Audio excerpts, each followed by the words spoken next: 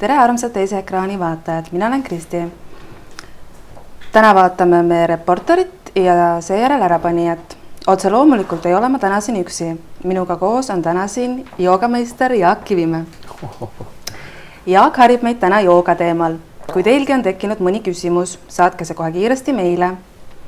Meie külaline on nüüd pidanud natuke ootama. Alustame siis. Tere Jaak! Tervist! Räägi meile nüüd natukene endast kõigepealt. Kõigepealt ma korrigeerin seda joogameister, et ma olen pigem joogapraktik. Et olen küll praktiseerinud umbes paarkümmend aastat ja mul on olnud tõeline õnn praktiseerida väga heade meistrite käe all. Ja selle tõttu on jõudnud minuni see teadmine, et võimalik, et ma jäängi praktikuks. No ja. Eesti mõistes see ikkagi see 20 aastat, see juba võib öelda, et eestlaste seas omamoodi meister. Ja? Noh, võib niimoodi öelda. Pigem võib-olla kogemused. Aga kui nüüd endast paari sõnaga, siis see jooga, millega ma olen kokku puutunud, on kriia jooga. See on pärimusliini omav jooga ehk sellesse joogasse nagu pühendatakse. Ja mis see on kriia jooga üldse? Nii, ootan huviga. Et kriia jooga kohta öeldakse, et see on väga täiuslik jooga. Ja miks ta on täiuslik? Seda sellepärast, et kui võib-olla täna niimoodi täitsa tavalisele, normaalsele inimesele, nii nagu meiegi kõik siin oleme, kajastub ikkagi jooga siis kahte moodi, et kas see on siis pigem selline kehakultuuriline pool, mis annab meile vastupidavama keha, võib-olla nägusama väljanägemise, parema tervise, või siis on need mingisugused vennad kuskil seal koobastes või mägedes või nii edasi. Tegelikult jooga. Kui tõlkida ära sõna jooga, siis jooga ise tähendab ühendamine. Ja mida ta ühendab? Ja tegelikult ta ühendab siis, võiks öelda selle müstilise poole meie täiesti tavapärase igapäevase eluga. Nii. Ta viib need kaks asja kokku. Ja kriia jooga kohta näiteks öeldakse, et kriia jooga ongi nagu pereinimese jooga. Kuigi on olemas natukene erinevaid suundasid, aga ma võib-olla ei hakkakski siin nii spetsiifiliselt rääkima. Aga see kriia jooga haru, mis on jõudnud siis Eestisse, selle kohta öeldakse, et see ongi nagu pereinimese jooga.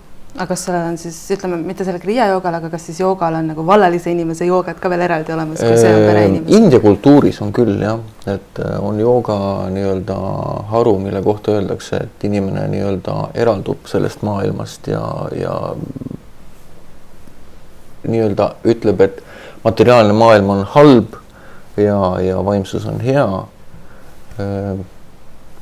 On see õige või vale, ma isegi spekuleeriks sellel teemal siin, aga selle kriia jooga haru puhul tõepoolest pigem võiksime öelda, et see on nagu selline integratsiooniprotsess. Aga et mis on siis kriia jooga? Kriia joogas on kaasatud meie nagu eksistentsi kõik tasandid ja neid tasandid siis arendatakse eneses niivõrd täiuslikkuseni, kui see siis on võimalik, eks. Ehk füüsis. Igaüks meist tahab olla terve, füüsiliselt terve, tunda vähem valusid. Öeldakse, et kui keha on terve, siis praktiliselt see ju keha nagu väga ei tunne. Terves kehas terve vaim. Ja. Igaüks tahab meist hästi välja puhata, tahab, et seedimine oleks korras, et kõht käiks korralikult läbi, kuskil valusid ei oleks. Nii et on harjutused nagu füüsilise keha jaoks, siis on olemas harjutused vitaalse tasandi jaoks. Mis need endast kujutab? Igaüks tahab meist tunda, et tas on jõudu. Ja, tugev tahaks olla. Just. Ja samas vitaalse tasandi juurde käivad ka emotsioonid. Et see on võib-olla tänapäeva inimese jaoks nagu kõige selgemini arusaadav, et meil on emotsioonid. Joogas me ei ütle, et me peame kuidagi emotsioonid ära tapma ja muutuma emotsioonituks. Ei. aga kindlasti me teame, et meil on olemas sellised emotsioone, mille ajendil, nii-öelda sundkäitumiste ajendil me ei tahaks nagu võib-olla edaspidi toimida. Ja, nii et jooga annab siin nagu vahendi, kuidas ennast vabastada nendest sundkäitumistest. Aga kuidas teie näiteks üldse leidsite tee joogani? Minu puhul oli see nagu üsnagi võib-olla loomulik protsess. No mis tähendab loomulik? Ma saan ainult oma kogemust muidugi rääkida, et kuskil 83. aastal tol ajal, kui karate oli põrandaalune ja kuskil salaja tehti ja korvpall oli nurgas, et kui miilits tuli vaatamis, mängiti kohe korvpalli. Et ma sattusin kuidagi karate treeningutele, see oli hästi nagu loomulik ja kogu aeg ma nagu otsisin midagi veel. Kui te tollel ajal karateed tegite, siis te olite isegi siuke natuke nagu pätipoiss, et salaja? Ei, siis olid kõik viljelejad, olid pätipoisid, tegid salaja selles mõttes, et mitte, et nad päti tegid, aga see oli lihtsalt Nõukogude Liidu aeg oli keelatud sellega tegelema. Ja see kestis pea 10 aastat, kuni siis mul õde ükskord rääkis, et ta käis väga vahvas joogalaagris, suvelaagris, tookord oli Ratchabudhi joogase ja Ingvar Villido siis viis seda läbi, ta oli enne seda õppinud mitmeid aastaid, läbinud kõik kursused Peterburis. Ja siis ma kohtusin taga ja see oli nagu midagi, mille kohta võiks öelda müstiline. Äratundmisrõõm. Sa tunned midagi ära täielikult ja sealt edasi on kõik protsess nagu loomulikult jätkunud. Nii et minu tee on olnud selline. Mõni leiab jooga võib-olla selle läbi, et tal on tervisehädad, ta läheb ja hakkab praktiseerima, võib-olla teeb tal selg liiga, võib-olla tal on ainevahetuse häired, rahutus, mis iganes. Ja. Kui palju üldse näiteks on erinevaid joogastiile umbes? Wow. Umbes, mitte päris täpselt. Tuhandeid. Ja te leidsite just selle ühe ja ainsa, mis oli see õige tuhandete sees? Joogas öeldakse, et kui otsija on nagu mõnes mõttes nagu valmis või otsija on nagu otsinud, siis ta nagu leiabki selle. Aga miks peaks joogat harrastama? Mida ta annab nii? See on väga hea küsimus. Tegelikult kõik otsivad. Kui me vaatame oma elu, siis meil on 2 nagu motivaatorit suures laias laastus. Me otsime õnne pidevalt, otsime seda väga erinevatest kohtadest ja reeglina muidugi nii kurb kui see ka ei ole, kogu loodus on muutuv, eks. Ja siis me otsime jälle ja jälle. Ja teine on see, et me püüame vältida siis kõikvõimalikke jamasid, ebameeldivust. Ja need on 2 põhilist nagu meie elu juhtivat motivaatorit. Nendest olulisem on ikkagi see õnne otsimine. Ja. Et see on nagu, just kui võiks öelda, et miski meis igatseb. Ja nüüd on nagu, joogas öeldakse küll, et see on nagu mõnes mõttes nagu põhjuse tagajärje protsess, eks ju, et kuidas siis kellelgi nagu läheb ja see pidavat olema ka üks looduse fundamentaalseid seadusi, aga et võib-olla mõnel tuleb otsida mõnest kohast seda õnne nii mitmeid kordi, kuni ta nagu lõplikult taipab, et ta peab kuskile nagu sügavamale või teise kohta vaatama. Me vaatame siinkohal edasi reporterit. Saatke Jaagule küsimusi. Järgmise pausi ajal me üritame neile siis ka vastata, kuid nüüd jätkame reporteriga.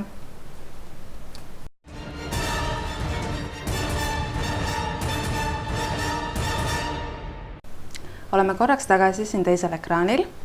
Kohe hakkame vaatama ärapanijat. Tuletan teile meelde, et teil on võimalus küsida Jaagult küsimusi. Ja küsiks ka küsimuse, et kas näiteks joogast võib olla abi mõne tõsisema tervisehäda korral.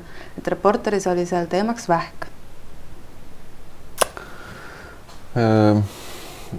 Vastus oleks kahtlemata.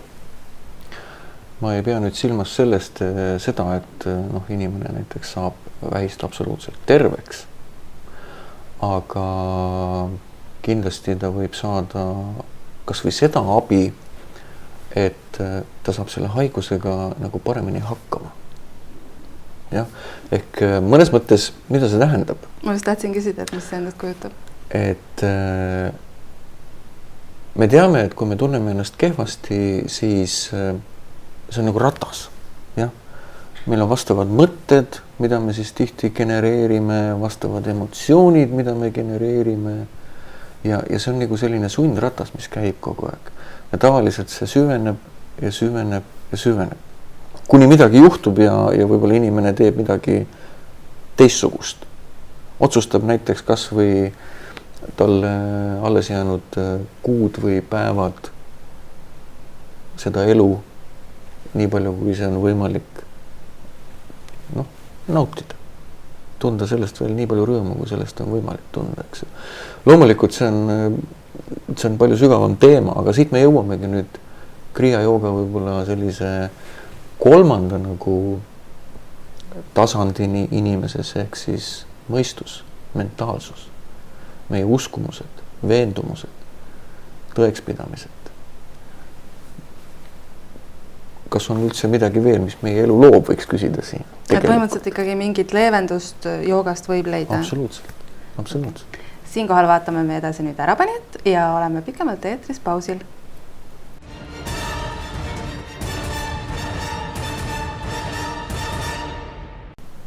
Käes on järjekordne paus. Me jätkame siit Jaaguga joogaga seotud teemadel.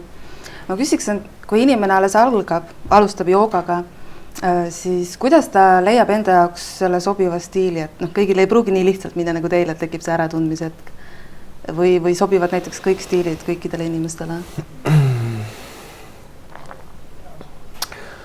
See on väga hea küsimus, et ma arvan, et inimene peaks nagu sõltuvalt muidugi sellest, mida ta nagu otsib. Aga kindlasti üks kriteerium on see, et ta peaks aru saama, mida ta teeb ja miks ta teeb. Ta peaks julgema küsida. Jah, kõigepealt iseenda käest, mida ta tahab. Ja tavaliselt ega me siis ju väga ei teagi, mida me tahame. Me tahame lihtsalt kas või mõnusalt aega veeta.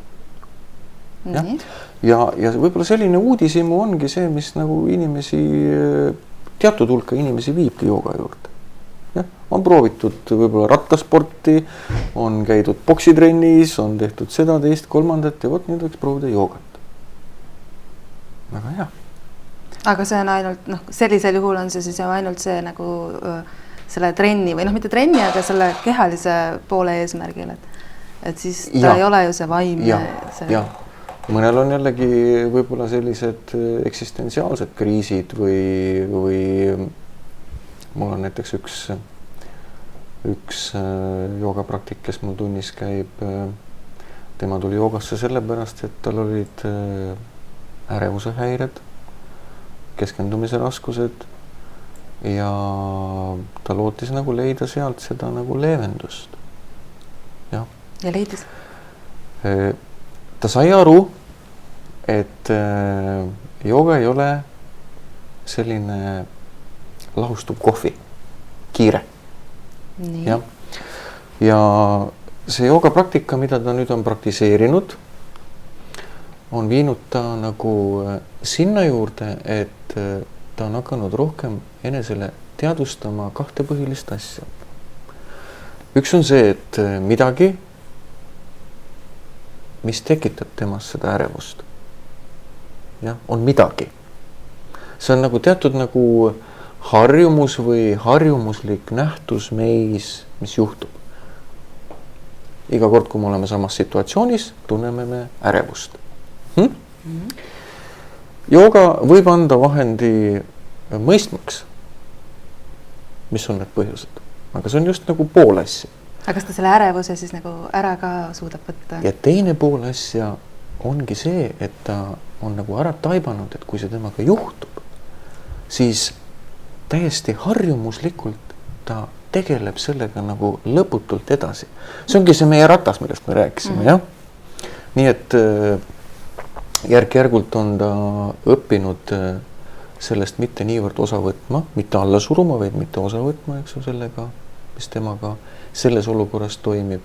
Ta on õppinud teistpidi käituma ja ta on ka mõningaid asju nagu taibanud, mis seda ärevust põhjustavad. Need on lapsepõlves näiteks läbi elatud autoavarii, mille tõttu ta kardab autoga sõita. Ma toon lihtsalt näite. Jah. Nii et jooga võib selle vahendi küll anda, jah? Sellise nagu taipamise, aga tulles nüüd võib-olla selle küsimuse juurde tagasi, et kuidas ma siis ära tunnen. Mõni võib-olla tunneb ära, et ta saab nagu vastuseid seal tunnis. Ja. Aga kas on näiteks ka selliseid inimesi, kes teevadki joogat ainult selle eesmärgiga, et ütleme seal painutada ennast ja teha nagu kõike seda muud füüsilist, aga mitte vaimset? Jaa, loomulikult. Ja toimib?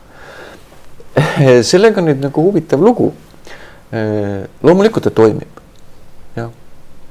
Aga meie füüsiline keha, mille kohta joogas öeldakse, et see on toidukeha. Ja. Aga millest siis see toit koosneb? Me tavaliselt arvame, et toit on siis see pudru, mis me sisse topime ja läbi seedime ja see ongi siis see toidukeha, eks ju. Joogameistrid on jõudnud järeldusele, et toit on ka see, mida me sisse hingame.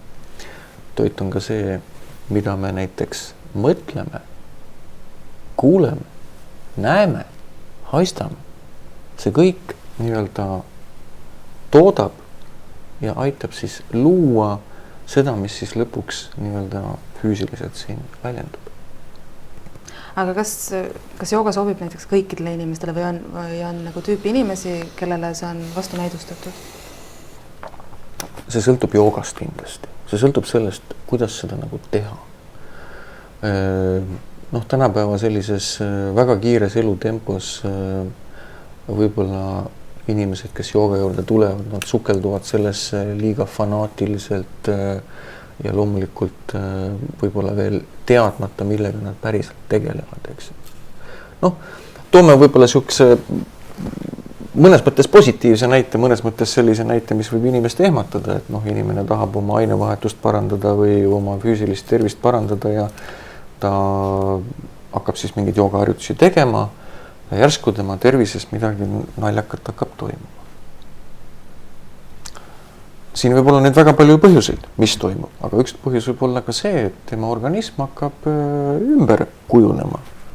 Ja? See on nagu seisnud vesi, sa võtad sealt tammi eest ära, siis sealt läheb päris mitu päeva, läheb roikad ja muda ja kõike möllu, enne kui see asi niimoodi hakkab jällegi nagu tasanema. Nii et raske on öelda, kas jooga on nagu vastunäidistatud. Kindlasti on vastunäidustatud mingisugused asjad. Ja sellepärast ongi väga oluline joogat praktiseerida nagu praktiseeriva meistri käe all. Ma just tahtsin küsida, et kas algaja võib ka alustada ise näiteks internetist või mõne raamatu abiga või on ikkagi mingisugune juhendaja, kes peaks siis teda juhendama ja aitama sellel teel? Eks me paljud oleme niimoodi alustanud. Ja, aga tegelikult ütleme ikkagi parim on alustada praktiseeriva meistri käe all. See ei tähenda võib-olla jooga mõistes, et see meister peab olema lõplikult valgustunud või meister, eks ju, aga kindlasti ta peaks olema praktik. Aga kuidas algaja leiab endale just sobiva selle juhendaja, siis meistri? Mina julgustaksin võib-olla proovida, aga siin me jõuamegi nüüd selleni, et see tulemus ei pruugi olla nagu ühekordsest tunnis käimise tagajärjel. Tavaliselt me tahame ju kohe saada, et käisin tunnis, näed, pagan, tead, tegime seda, teist või kolmandat, et mulle tundus selline möga, et ei olnud nagu midagi. Meie ootused olid hoopis teised. Meie ettekujutus asjast oli hoopis teine. Ja see on see protsess, mis tõenäoliselt võtab aega. Ja isiklikust praktikast ma võin öelda, et absoluutselt kõigepealt võib-olla võtab aega üldse see arusaam, et mida ma vajan. See, mida ma vajan, ei ole üldse sageli see, mida ma tahan. Jah. Aga mitu korda siis peaks käima ühe juhendaja või selle meistri juures ennem kui saada aru, kas ta sobib või siis ei sobi, et minna edasi järgmist proovima? No käige 3 korda, käige 5 korda. Mõelge järgi, mida te nagu otsite sealt. Küsige meistrilt, kuhu see sinu jooga viib, mida annab see, mida sa siin tunnis õpetad, eks ju. Vaadake, kuidas teile tundub, kas see annab seda. Rääkige sellest kindlasti, mis võib-olla teid nagu häirib või segadust tekitab. Küsige küsimusi ja kui te saate vastuseid, mis teid aitavad, siis tõenäoliselt olete õige juhendaja juures.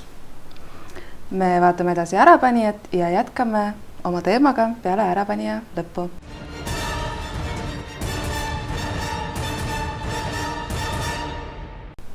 Oleme täna viimast korda eetris siin teisel ekraanil koos Jaak Kivimäega. Meil jäi enne eelmisel pausil jutt pooleli jooga meistri valimisest. Kas Eestis on ka näiteks selliseid meistreid, kelle juurde teie ei soovitaks minna, et nad on nii-öelda põrandaalused? Võib-olla, et mul on vedanud, et ma ei ole nendega kokku puutunud. Aga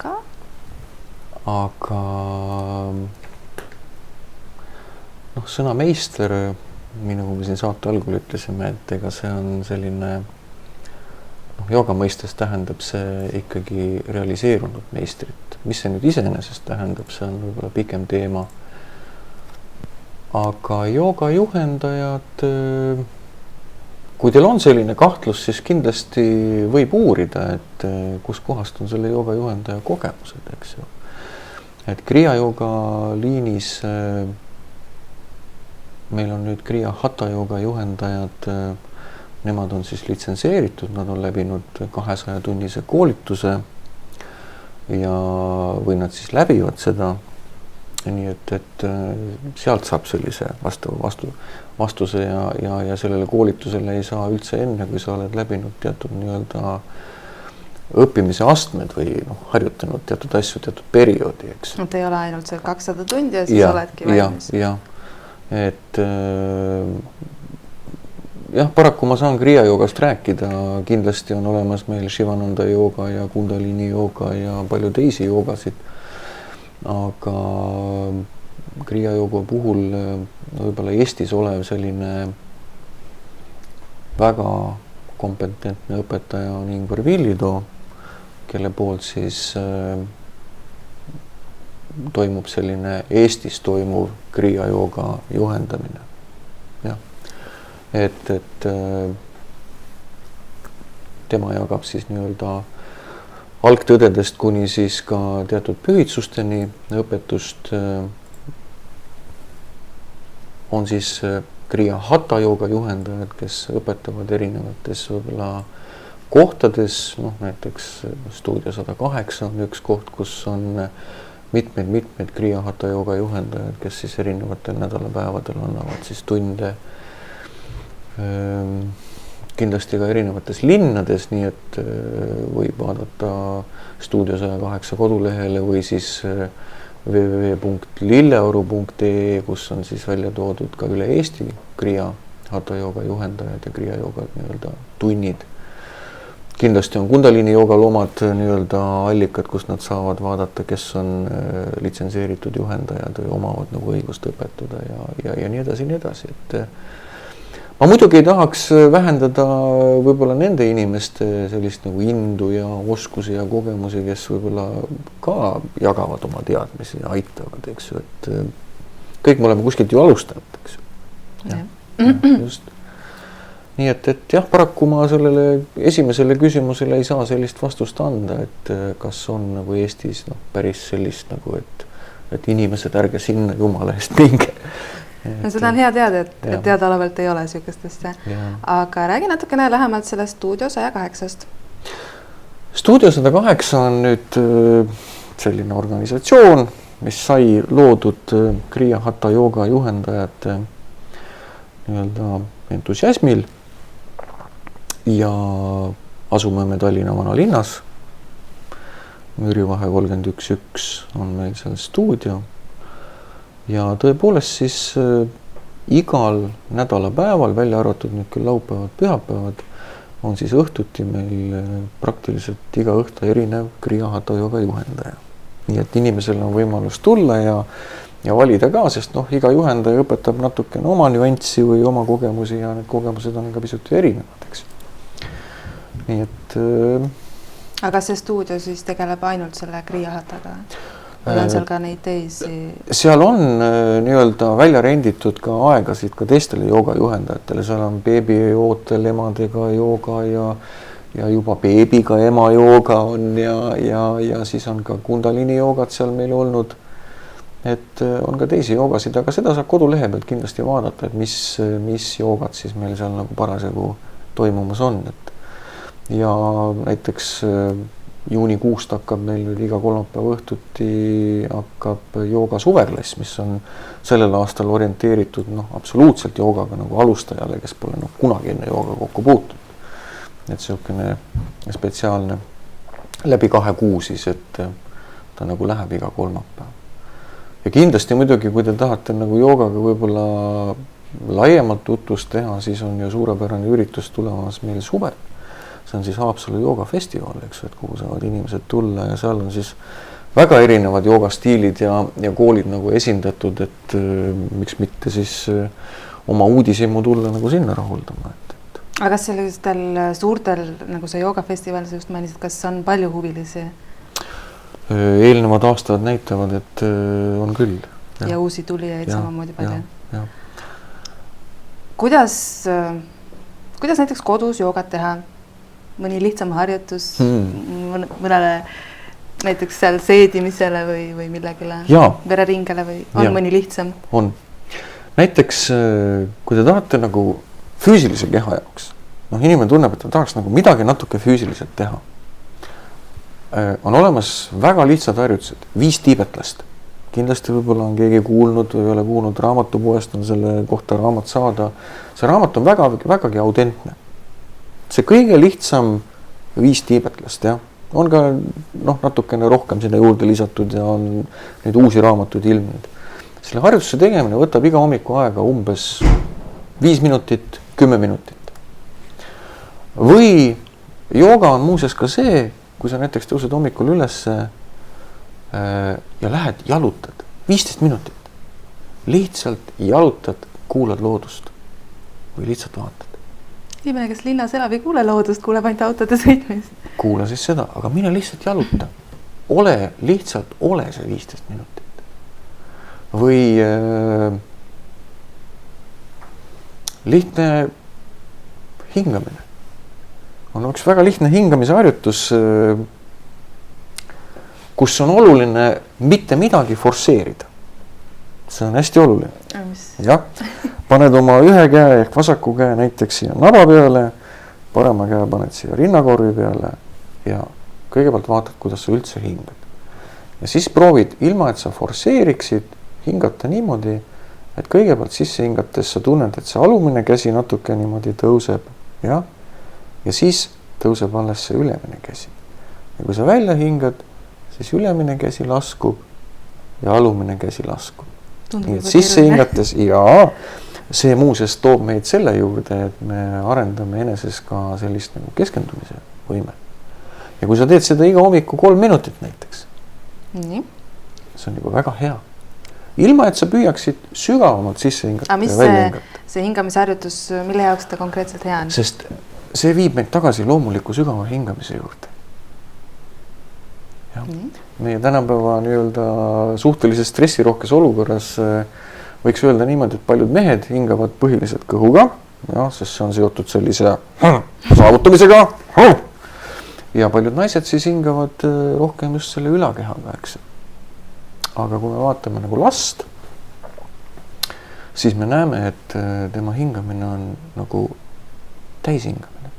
Ehk me kasutame kogu kopsu mahtu. See ei tähenda sügavat hingamist, ma veel kord nagu tahan väga-väga nagu saate vaatajatele, kes iganes siis vaatab seda rõhutada, et eesmärk ei ole sügavalt hingata, need on hoopis teised harjutused ja neid peaks juba õppima nii-öelda juhendaja käe all.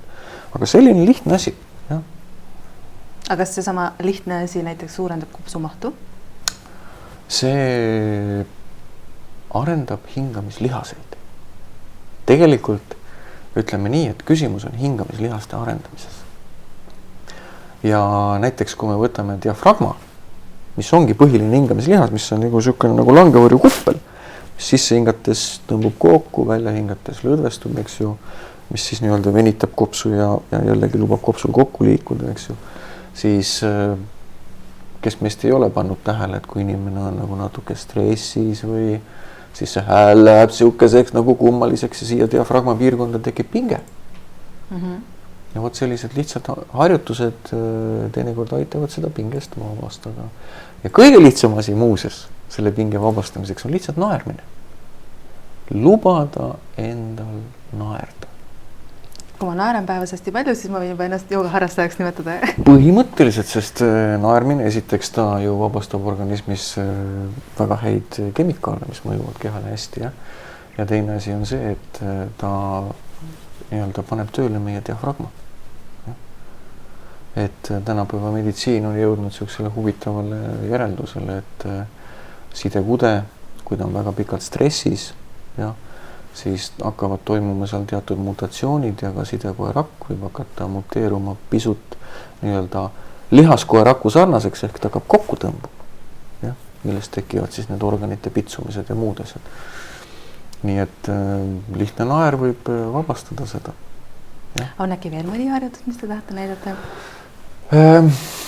Jaa, muuseas ma näitaksin ühte väga lihtsat harjutust, ma pean korraks siia põranda peale nüüd küll leidma, et ma ei tea, kas operaator saab seda võtta. Ja see harjutus on pärit tegelikult ühelt Soome tohtrilt, see jõudis seda kaudu meieni, see on tegelikult joogast pärit ja see Soome tohter pani käima täitsa selliseid voodihaiged inimesi. Ja see, me ei pea rääkima neid voodihaigest, eks ju, kõige esimene asi, mis ta teeb, ta leevendab alaselja pingeid. Nii et ma lähen nüüd ettevaatlikult siia põrandale pikali, et siis seda harjutust näidata. Seda saab teha voodis, seda saab teha põrandal mati peal, kus iganes. Ja niimoodi, nagu te oletegi siin pikali, siis rahulikult hakkate käima. Käimine tähendab nüüd seda, et te tõstate oma jalga ja lubate jalal kukkuda. Tõstate ja lubate kukkuda. Ja nüüd hakkate siis niimoodi käima. Kui tundub, et see on teie jaoks mugav ja see peabki olema sedavõrd mugav, et see ei tohi olla valus. Me joogas kunagi ei tekita valu. Siis te võite hakata tõstma natukene oma puusa. Selle jala puusa, millega te käite. Väga keeruline ei tundugi. Teine puus on põrandal ja niimoodi käite 3 minutit. Ühel hetkel tunnete, tahate võib-olla kiiremini käia, võib-olla teinekord tahate aeglasemalt käia, eks ju, ja te märkate, kuidas see selja alumine lordoos siis niimoodi töötab. Ta nagu saab siis sellised nagu läbi liigutatud, sedapidi läbi liigutatud ja ka sedapidi. Kõik see lülisammas seal all. Sest tänapäevase sellise istuma eluviisi juures ja autos tööl laua taga, autos koju, kodus laua taga, eks ju, siis kõik see alumine osa hakkab inimestel üha rohkem ja rohkem jäigastuma, et see harjutus on nagu väga hea selles osas, et 3 minutit tõusid ülesse, tegid. Iga päev? Iga päev. 3 minutit enne magama jäämist. Ja ikkagi kõva pinna peal, mitte päris voodis. Soovitavalt kõvema pinna peal, siis on nagu see efekt on natuke parem, eks, aga hästi lihtne harjutus, et ei pea nagu ette kujutlema, et vot jooga, et nüüd ma issand, et kus ma selle aja võtan, eks, et sealt ma kuulen, et joogajuhendaja räägib, tead, ma teen 2 tundi hommikul ja 2 tundi õhtul. Oh my god! Pole aega ise teha. Mul on lapsed, mul on töö, mul on ema vaja hooldada, see teha. Tehke 3 minutit. Tehke see 10 minutit. Ja kui iga päev teha, siis piisab täiesti. Absoluutselt. Ja muidugi loomulikult see on nagu, mida on alati lihtne öelda, on nagu tegelikult nagu prioriteedi küsimus. Me ütleme inimesena, et meil ei ole aega. Tegelikult meil ei ole see prioriteet. Kui me märkame, et meie elus muutub midagi prioriteediks, me leiame selle aja kohe. Kohe, automaatselt. Me vaatame oma prioriteedid ringi ja meil on see aeg olemas. Millised on näiteks tüüpilised valed arusaamad jooga kohta? On mingisugused müüdid või mis ei pea paika? Jaa. Esimene müüt on see, et jooga ei ole minu jaoks. Jah. Ja teine müüt on see, et teised on edasi arenenud, mina olen maha jäänud. Või et teised on nii kaugele jõudnud ja mina olen nii madalal tasemel. Eks see tunne vast tekib, kui sa lähed alles mõne juhendaja juurde, ütleme, et see grupi jooga või midagi ja siis vaatad, et teised on juba nagu professionaalid ja mina ei saa üldse hakkama. Ja. See on nagu ema rinnapiimaga oleks juba sisse imetud see võistluse moment. Jooga on, võiks öelda, sinu ja tema vaheline suhe. Et ei ole seda, et teised on eespool, teised on paremad. Ei. See on hea teada. Kas jooga näiteks võib ka kuidagi kahjulik olla? Loomulikult ebaoskuslikult praktiseerides võib see olla kahjulik. Ja millised need tagajärjed võivad olla? Noh, füüsilisel tasandil võib olla lihtsalt lihasrebestused. Ja, ehk kui on eesmärgiks üha rohkem ja rohkem painutada, samas tegelikult, kui me räägime näiteks hatha joogast, mille eesmärk on tugevdada lihaskude ehk arendada lihaseid, mis hoiavad neid, samas vastukaaluks arendada lõdvestust ja taastada elastsus sidekoes, siis on ka õieti praktiseeritud. Aga kui eesmärk on lihtsalt venitada, mis tähendab seda, et kõik need sidekoed, mis hoiavad meie liigeseid tegelikult paigas, saavad üha rohkem ja rohkem lahti venitatud, samas lihaseid ei ole, mis seda siin kõike toetaks, siis loomulikult ühel päeval toimub see, et lihtsalt liiges läheb oma õigest asendist välja. Aga selle vastu on ka kindlasti omakorda jälle mingisugused harjutused. Absoluutselt. Ja siis hakkab inimene näiteks seda tegema, aga ikka teeb valesti. Mis siis juhtub? Hingamisega võib täpselt samamoodi olla, et hakatakse forsseerima, tehakse hästi palju, saavutatakse hüperventilatsiooni nii-öelda tulemused, seal pea hakkab ringi käima või püütakse hinge kinni hoia kramplikult, sest kuskilt on kuuldud, et vot kui ma hoian hinge kinni, siis ma kogen samaadi. Ja siis vägistatakse seda hinge kinni hoidmist, eks. Tegelikult läbi selle kahjustatakse südamelihased. Aga kui näiteks joogat teha pikaajaliselt, siis millised tagajärjed see organismile toob heas mõttes siis? Kindlasti ainevahetuse paranemine, painduvus, võiks öelda keskendumisvõime paranemine, mälu paranemine, ettekujutluse võime paranemine. Ettekujutluse all ma mõtlen ka sellist ettekujutlust, mis allub sinu tahtele, ja? Mitte see ettekujutlus, et vaatan toas ring 2 ja siis on vaja moosipurgid keldrisse viia, eks. Ja siis on õudusega nii-öelda, elan kõike seda läbi ja kujutlen ette, mis muga seal juhtub, eks. Et jooga annab siit nagu sulle nagu selge nagu arusaamise, mis on ettekujutlus, mis on nagu reaalsus. Kui sa tänaval kõnnid, kas sa tunned ära teise jooga harrastaja?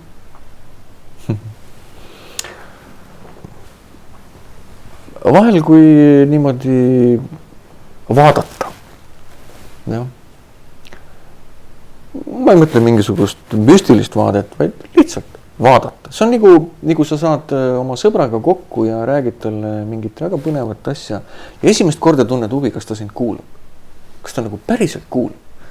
Ja siis sa avastad, et see ei olegi nii keeruline ära tabada, kas ta kuulab või ei kuula. Ja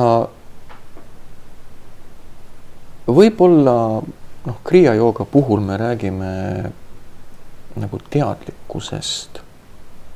Ehk inimene teab, mida ta teeb. Et ta ei ole nagu ära uppunud oma mõtetesse, jah, mis on mõnes mõttes epideemiline, vaid et ta on nagu selle asja juures, mida ta teeb. Siis see paistab välja küll. Ja hakkab kohe silma, et tema on rahulik, tema teab, mis ta teeb. Järelikult teeb joogat. Teadlikkuse võib-olla valdamine ei tähenda alati seda, et emotsioonid puuduvad, eks. Inimesel võivad olla ka emotsioonid ja võivad olla mõtted, aga jah, pisut on see inimene teistmoodi küll. Võhikule võib tunduda, eks, et jooga on siuke hästi paindlikele inimestele ja igasugune kondi väänamine. Aga samas jälle kõik inimesed ei ole paindlikud, et kas siis need vähem paindlikud inimesed saavad joogat teha täisväärtuslikult? Muidugi. Et see on nagu veel kord nagu tagasi selle juurde, et see on nagu sinu ja selle praktika nagu vaheline asi või kuidas seda nagu teisiti öelda, et see ongi sinu praktika. Kui sa oled võib-olla äärmiselt jäik, toome lihtsa näite, lähme siia põranda peal tagasi.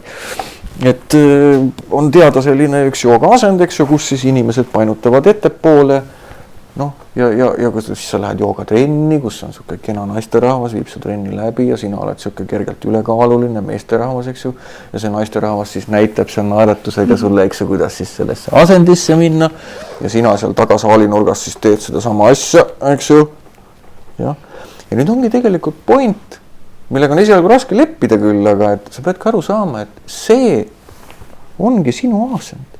See ongi sinu asend. See ongi see koht. Ja mis ma nagu tahaksingi öelda, et füüsilisest tasandist on hästi lihtne rääkida, sest sellest saavad inimesed väga hästi aru, eks ju. Et võib-olla selle 30 aasta jooksul, mis sul veel elada on võib-olla jäänud, sa ei saagi kaugemale. Aga sul ei lähe selle 30 aasta jooksul asi hullemaks. Et täpselt sellest poole peale jõudmisest siis piisab ka, et saad täisväärtuslikult teha. Ja. Kui vanalt võib joogaga alustada? Sa enne mainisid seal beebi joogat, et põhimõtteliselt siis juba sünnist saati. Muidugi, jah. Lapsed teevad loomulikku joogat teatud vanuseni, enne kui neile ei õpetata kõike, mida juba peab tegema, siis on jooga ongi hästi loomulik jooga. Aga vana on näiteks kõige vanem joogaharrastaja, keda sa omast kogemusest tead? Ma arvan, et ma olen vist näinud niimoodi oma ihusilmaga üle 90-sed, jah. Ja nemad ka painutavad ja kõike teevad või on see teatud asend? Ei, loomulikult nad painutavad, jah. Ma olin möödunud suvel olin ise õppimas ja üks juhendaja, kes meid seal juhendas, oli naisterahvas. Ma lihtsalt niimoodi meesterahvana mõtlesin, huvitav, kui vana ta võiks olla. Mõtlesin kuskil 50 või 55. Ma sain teada, et on üle 70. Ja seda tänu joogale? Seda tänu joogale, jah. Ta oli nagu väga heas vormis. Aga kas on näiteks mingisuguseid erilisi toitumissoovitusi, et kuidas toitumine toetaks joogat? Jaa.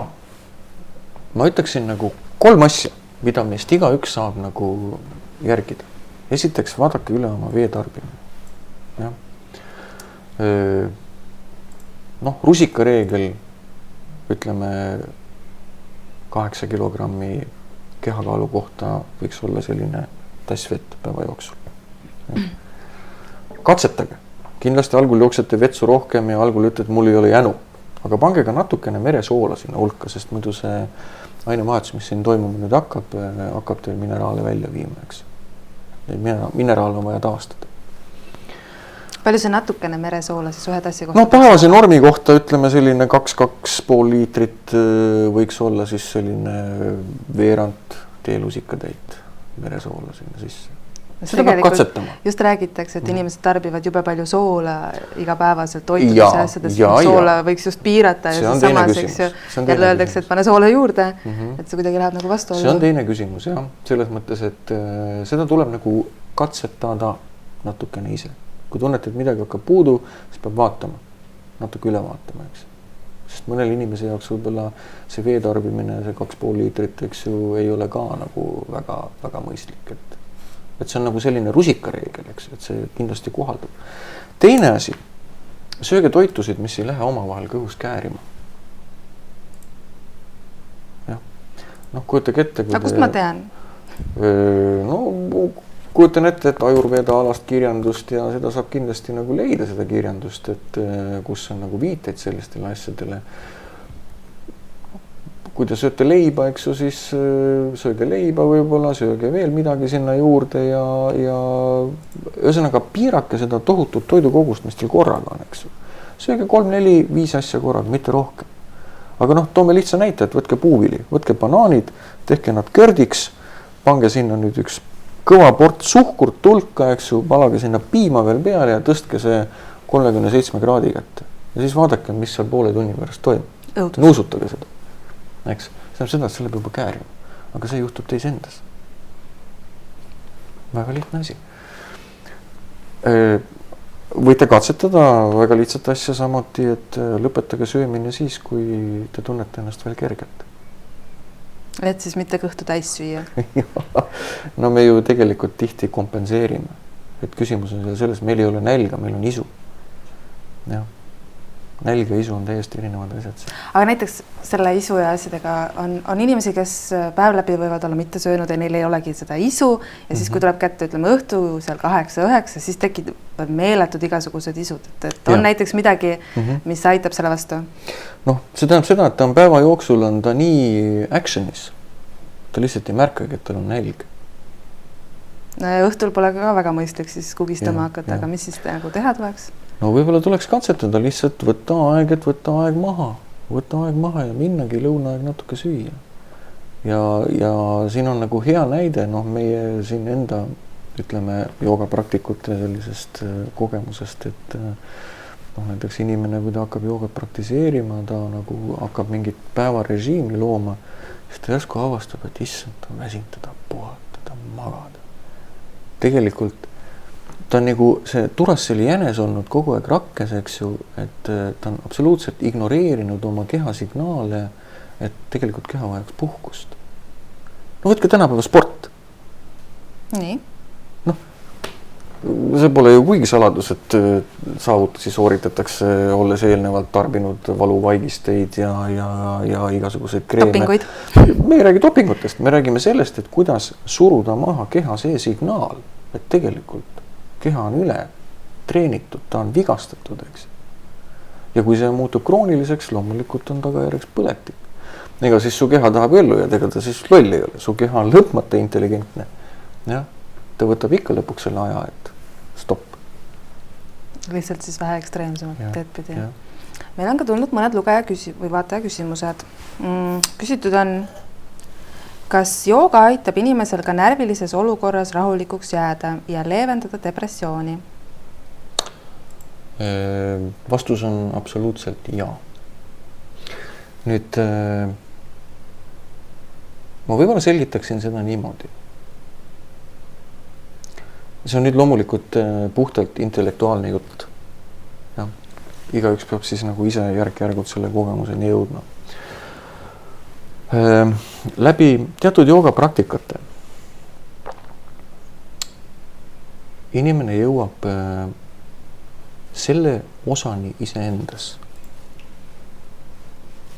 mille kohta võiks öelda või seda võiks nagu kirjeldada niimoodi, et ma tean, et mul on mõtted. Ma tean, et mul on emotsioonid. Ma tean, et mu füüsiline keha on siit pinges ja siit liigub. Ja siis ühel hetkel võib inimene avastada, et see osa temast, kes teab seda, see ei ole mõistus, sest mõistus on mõtlemine. Siin me ütleme, et ma tean, et ma mõtlen. Ja siis inimene võib avastada, et miski osa temast on just kui muutumatu. Ja, rahulik. See ei tähenda emotsioonide puudumist. See ei tähenda mõtete puudumist. See tähendab justkui nagu teatud mõõtme lisandumist tema ellu. Tegevused jäävad alles. Mõtted võivad jääda alles. Emotsioonid võivad jääda alles. Ja, kuid midagi on, mis nüüd lisandub. Aga kas selle kohta on ka mingisugune lihtne harjutus näiteks, et kuidas seda rahu endast siis säilitada, kui tuleb hästi pingeline olukord, siis... Jääge ühe tegevuse juurde. See tähendab siis mida? Näiteks hakake tegelema ühe tegevusega. Ja olge sellest teadlik, mida te teete. Ükskõik, mis on. See võib olla arvutis näiteks töö lõpetamine. Aga tee seda niimoodi, et sa tead, et sa teed seda. Ja sa avastad, et see ei olegi nii lihtne, sellepärast, et kui sa oled närviline, sul on vastavad mõtted. See on nüüd mõttel laiali. Ja siis sa avastad, et tegelikult sa kütad ennast ise üles nii-öelda, ehk sa hoiad seda ratast nagu kogu aeg hoos. see, mis aitab sul selle ratta pealt natuke maha tulla, ongi lihtsalt see, et sa võtad ja hakkad ühe asjaga tegelema.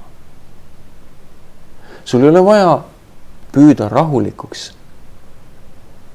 nii-öelda saada. See on hästi oluline siin. Vaid oluline on pigem see, et sa lihtsalt teed, tundes huvi selle vastu, millega sa tegeled. Ja jätkad seda tegevust. See võib olla täiesti see tegevus, mis ongi vaja ära teha.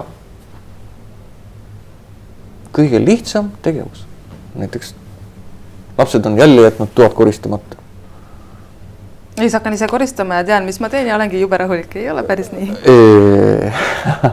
Ma just enne ütlesin, et intellektuaalsel tasandil, kui me siin nagu suhtleme, eks ju, on meis piisavalt palju argumente, mis ütlevad, et see ei ole nii. Sellepärast ma ütlengi, et seda tuleb proovida. Olgu. Küsitud on ka, milline joogastiil on rasedatele sobilik ja kas jooga aitab ka sünnitusvalusid leevendada?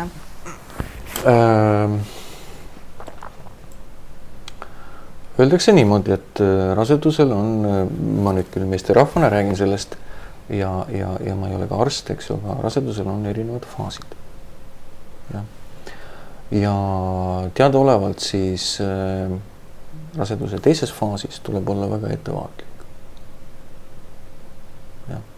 Et praktiseerides võib-olla liiga agaralt joogat võib juhtuda raseduse katkemine. Teine asi on see, et väidetavalt siis naiste rahvas, tema keha valmistub iseenesest juba sünnituseks ehk nii-öelda sidekoed, asjad lähevad plastsemaks kõik. Nii et tuleks vältida ülevenitamisi. Et sellised liiga ekstreemseid asju ei tasuks ette võtta. Ja. Aga on igasugused, ütleme, need hingamisharjutused, kõik muu on absoluutselt, jah. Aga kindlasti ma arvan, et kui nüüd rasedate joogast rääkida, et siis peaks nagu uurima, et kes on see joogaõpetaja, kes ikkagi rasedatele joogatundi teeb ja kui te joogatundi lähete, siis kindlasti peaks joogaõpetajale ütlema, et noh, ma olen selles õnnistatud olekus nüüd juba. On küsitud ka, kas joogatrenni võib tulla ka siis, kui inimesel on mõni vigastus. Ei ole täpsustatud, milline see vigastus võiks olla. Kindlasti võib tulla ja jällegi kindlasti peaks siis joogajuhendajale rääkima sellest vigastusest. Ja. Kindlasti see joogatund, mida sa siis teed, tõenäoliselt peab olema kohaldatud sinu jaoks. Ehk kas reeglina tähendab see seda, et sa siis kohaldad vastavad harjutused enda jaoks, eks ju. Et ja võib-olla meenutades siin meie varasemat küsimust, ongi see ka üks koht, kus te saate siis hinnata oma joogajuhendaja nii-öelda kompetentsi, et sest see enesetunne siis, mis teil pärast seda tundi jääb, on siis nagu öeldakse 50-50 jagatud. Selle enesetunde nii-öelda vastutus, kui me nagu räägime, sest miks ma ütlen 50-50, et ühtepidi võib ju joogajuhendaja rääkida sulle, et kuule, et ära nii palju punnita, et sa ei pea kohe kõike saavutama ja tegema, aga sul on see tahtmine on nii suur sees, eks ju, et sa teed ikkagi liiga ja siis sa muidugi ütled, näed, et ei, jooga on ikka, ei ole minu jaoks, eks ju. Aga me ei olegi nagu tähele pannud, et mida me nagu päriselt tegime tegelikult ja kuidas me seda tegime. Et see võtab nagu aega. Põhimõtteliselt vigastusega saab teha, aga et siis tuleb ikkagi mitte... Sõltub vigastuse astmest. Et ütleme selline võib-olla kerge sidekoe, võib-olla venitus või rebestus tähendab sinu jaoks joogaasanate või praktikate sellist nagu kohaldamist, eks, aga kui see vigastus on muidugi suurem, ütleme seal lihases juba võib-olla seal, ma ausalt öelda väga neid numbreid ei armasta, aga see on ikkagi konkreetne trauma, eks ju, sul on valus selle jala peale näiteks toetada või ette painutada on valus, siis pigem võta aeg ja ravi ennast terveks. Ja siis jätka pärast. Ja siis jätka alles samm-sammult, et kroonilised vigastused viivad põletikuni ja sealt juba edasi ja see tähendab seda, et võib-olla see oma joogapraktikat aastaid teha pärast seda. Anne on ka küsinud, et olen kuulnud, et pärast spordi tegemist ei tohiks piimatooteid süüa. Kas ka jooga puhul tuleb toitumisega arvestada? Mida Jaak soovitab?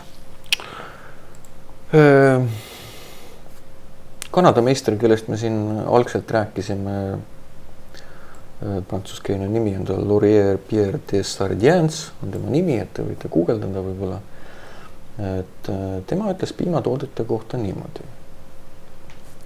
et põhiline koht, kus me võiksime oma piimatoodete tarbimise üle vaadata, on see, kui me tunneme, et meil on palju lima. Noh, see sama kogu aeg, eks ju, jah.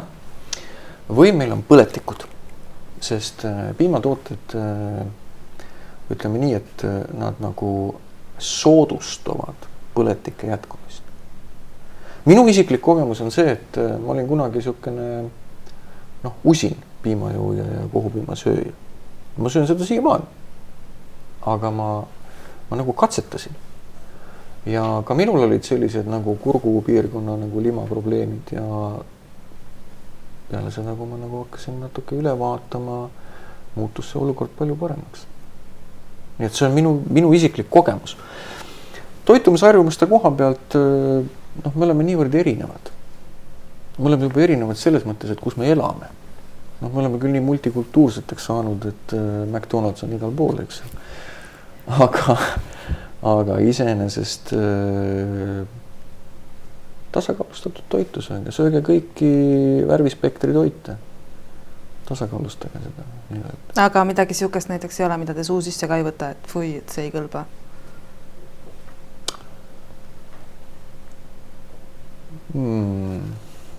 No minu puhul ei ole see niimoodi, jah. Ma küll ei torma McDonaldsist läbi täna ja ei võta nii-öelda hot doge, eks ju, mis ei tähenda seda, et need, kellele need maitsevad, need ju võiks seda süüa, jumala eest sööge, aga siis ma ei ütle seda. Lihtsalt minu puhul on see midagi, mis nagu paneb mind nagu raskemini tundma ja võib-olla see seedimine on siuke kummaline siis ja et see on nagu katsetamise küsimus, sest inimese vajadused on erinevad, kehatüübid on erinevad. Küsitud on ka õigemini, jah. Tihti räägitakse nirvana leidmisest. Mida teie mõistate selle all?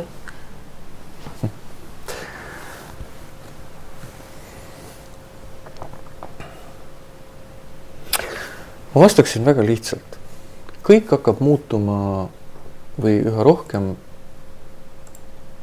hakkab muutuma midagi sinus. Midagi selliseks võib-olla, mille suhtes sa tunned, et see on nagu midagi püsivamat. Kui sa hakkad teadvustama enese seda osa, mis teadvustab. Sa hakkad märkama, et midagi sinus on sellist, mis on teadvel mõtetest, on teadvel sinu tegevustest, sellest, et sul on emotsioonid. Ja siis hakkab leidma aset muutus.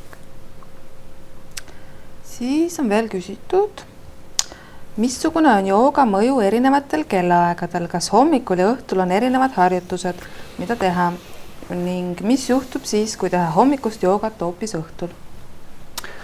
No me ei saa niimoodi öelda, et hommikune jooga õhtul, küll ütleme klassikalises joogas, jah, on teada, et on selline enne päikese tõusu olev aeg, on nagu kõige parem aeg jooga praktiseerimiseks.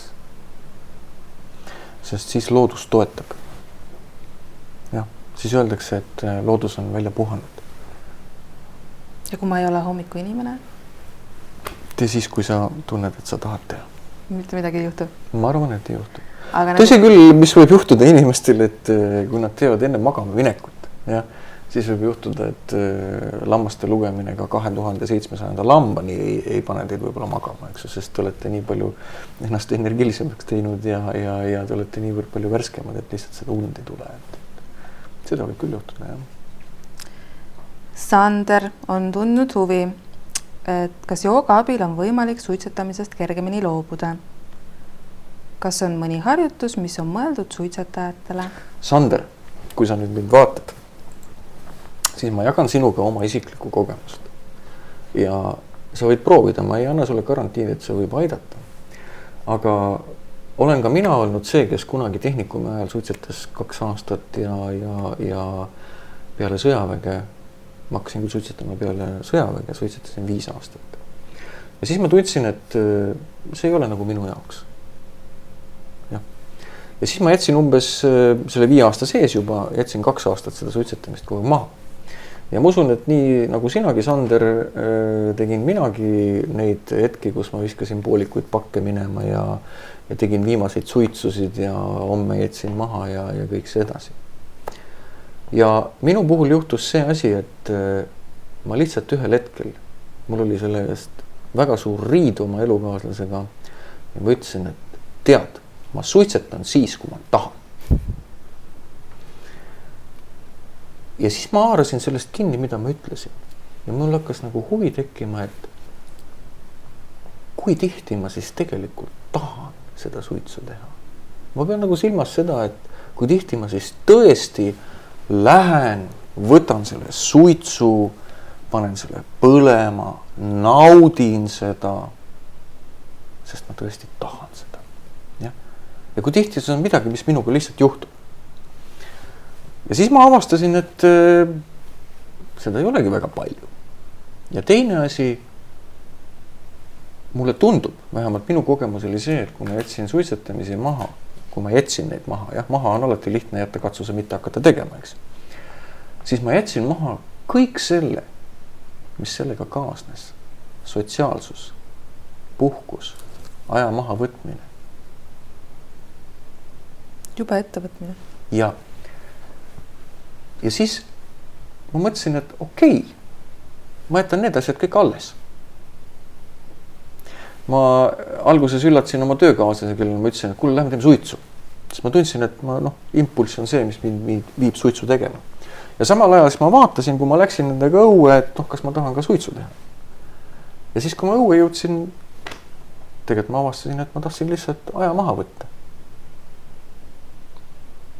Aga näiteks öeldakse, et hommikune suits, et sellest ei ole mitte midagi parem, et hommikul näiteks suits ja kohvi, et siis alles päev algab. Sander, tee, kui see on nii sinu puhul, siis tee oma suits ja hommikune kohvi ja naudi seda.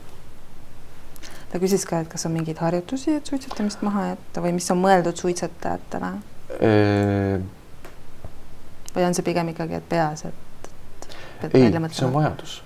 See on esiteks füüsiline sõltuvus, tähendab organismi sõltuvus, jah, nikotiini sõltuvus. Kusjuures huvitav on see, et tundub, et see vajadus läheb üle. See kestab teatud päevad, teatud aja ja siis see läheb üle. Inimene isegi tunneb, et tal on nagu jõudu rohkem. Edasi tulevad just need samad nagu harjumused. Olen seltskonnas ja miski minus tahab olla samasugune, nagu ma olin enne. Ja siin võib just aidata see nii-öelda, et sa nagu pöörad tähelepanu, et kas sa nagu tahad.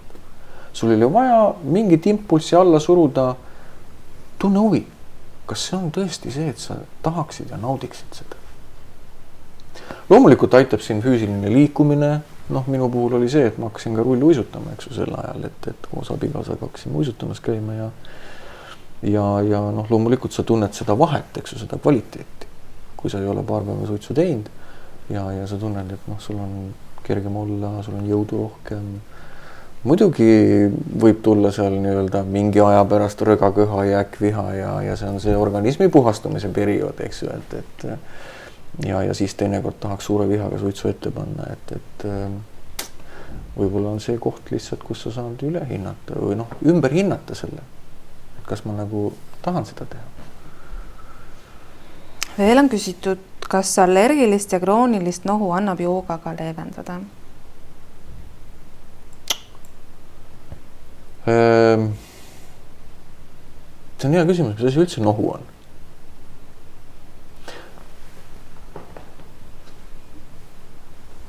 Ma lähen nüüd natukene meditsiini maile küll, olles ise mitte arst, aga inimestena me tihti soovime leevendust haiguse sümptomitele. Ja nohu kohta öeldakse teinekord, et see, et sul ninast siit tatti tuleb ja kuskilt midagi umbes on, need on sümptomid. See tähendab seda, et sinu organism väljutab midagi. Ja? Midagi on tasakaalust ära. Joogas on teada võtted, kahjuks ma ei saa neid siin kaamera ees sellisel kujul õpetada, kus pigem seda nohu sümptomit soodustatakse. Ehk seda lima väljutamist soodustatakse. tekitatakse vabatahtlikult siis nohu endale? Ei, seda tehakse nohu ajal. Jah, et see nii-öelda, see lima saaks nagu välja tulla, jah. Võib-olla nohu on ka see koht, kus te saate üle vaadata oma toitumisharjumused, eks ju. Võib-olla see on tõesti külmetus olnud, jah. Te saate vaadata, mis nagu teie puhul nagu põhjustab seda. Ehk nagu minna nagu seda ahelat pidi nagu tagasi. Riina on küsinud, suvi on tulekul, kas jooga abil saab ka endale ilusa bikiini vormi ning vähendada kaalu? Riina.